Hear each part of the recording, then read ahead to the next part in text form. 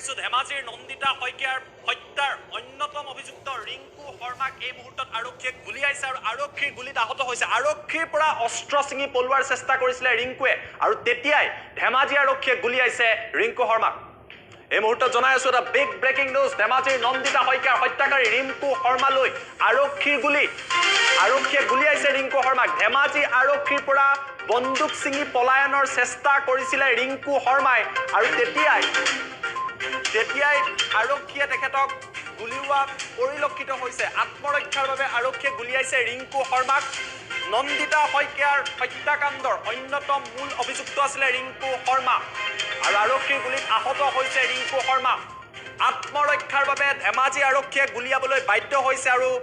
বিশেষ আৰক্ষী সঞ্চালক প্ৰধান জিপি সিঙে এই কথা এই মুহূৰ্তত প্ৰকাশ কৰিছে আমি ডাঙৰ খবৰ জনাই আছো ধেমাজিৰ এই ঘটনাই ৰাজ্য কঁপাই গৈছিলে ৰিংকু শৰ্মা এই হত্যাকাণ্ডৰ লগত জড়িত আছিলে তাৰে আক্ৰমণ কৰি ধেমাজিৰ ছাত্ৰীগৰাকীক নন্দিতাক হত্যা কৰিছিল আৰু এই ৰিংকু শৰ্মাই আজি ধেমাজি আৰক্ষীৰ পৰা মাৰানাস্ত্ৰ কাঢ়ি পলায়নৰ চেষ্টা কৰিছিলে আৰু তেতিয়া আত্মৰক্ষাৰ বাবে ধেমাজি আৰক্ষীয়ে গুলিয়ালে আৰক্ষীৰ গুলিত ৰিংকু